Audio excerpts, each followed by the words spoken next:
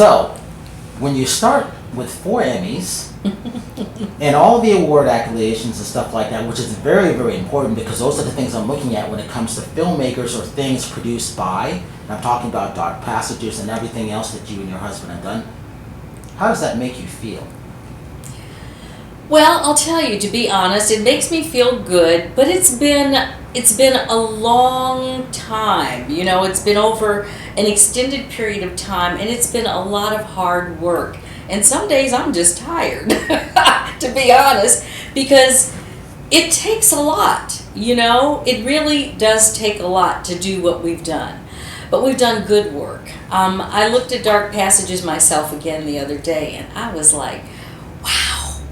This is really good, and it really speaks to what's going on now at the evergreen, the timeliness of these pieces. They don't change. They don't go away. We still have something to learn. We still have work to do. So at the end of the day, I feel very good about it. Talk about your relationship with PBS, which I love. I've been a fan of PBS since 1972. It's always been important to me. It still is important to me. I love stuff. That's why Ken Burnson's always on it. Obviously, that's probably why you're one of the people that are on it. Well, you know, our relationship goes in. I say our because Phil, my husband, Phil Hart, actually forged this relationship with them with this particular film. But I actually started working for PBS way back in the 70s. I don't even know if you were born then. I was around. You were around then. Because I worked for them. I worked at WGBH in Boston, which was their flagship station at the time, working on a show called Say Brother, which is still on the air in some form or another even today as we speak 40-some years later. I think I was an associate producer or something like that on Say Brother, and then was on air as a host for them. So that's when my relationship started with PBS. I also produced a children's series for them called Rebop, and it was critically acclaimed. I'll never forget seeing my name in the New York Times for the first time. It was for the series I produced called Rebop, which was a really great children's series. Topper Carew was the executive producer of that. And what we would do is we would take kids, well actually that was called Macaroni. We came to Los Angeles and we did really interesting stories on kids doing really neat things. One of the things we did here in LA was a group called the Flying Souls, and they were a group of trapeze artists. And what they did, they had a circus, they were in the circus, and they would take black kids from South Central and show them how to become, or teach them how to become trapeze artists. And so we would feature people like that. And it was quite amazing for the early 70s to see something like this on the air. So we did that. I think we won an Emmy or something for that show as well.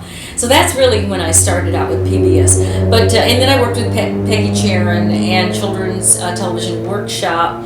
Started my actual career in television with when I was in Harvard with the creator of Sesame Street, Gerald Lesser.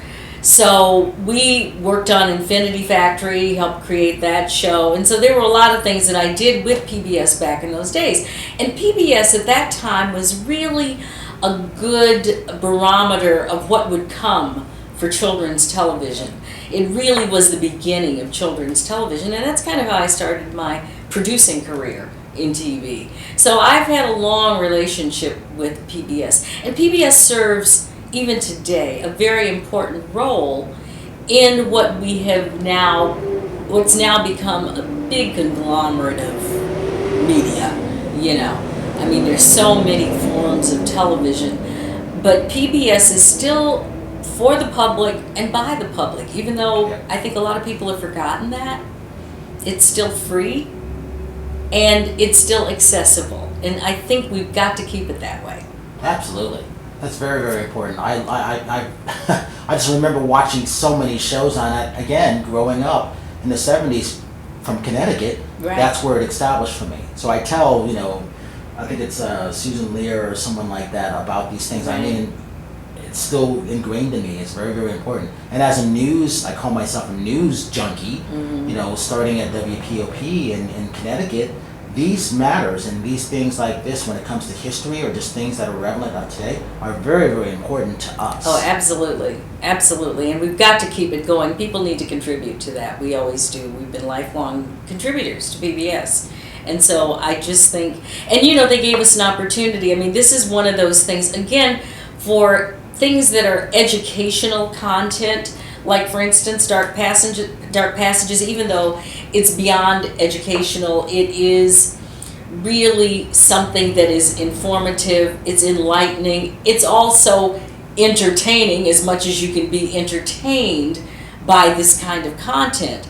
But anytime you've got Lou Gossett and Margaret Avery, no matter what the content is, they are going to keep you engaged and glued to that set or whatever it is you're watching them on. And so it is entertainment. And so it just covers every gamut that you could possibly think of. I always like to reach out to the younger audience. What's important aspects when it comes to Dark Passengers that you think they need to know?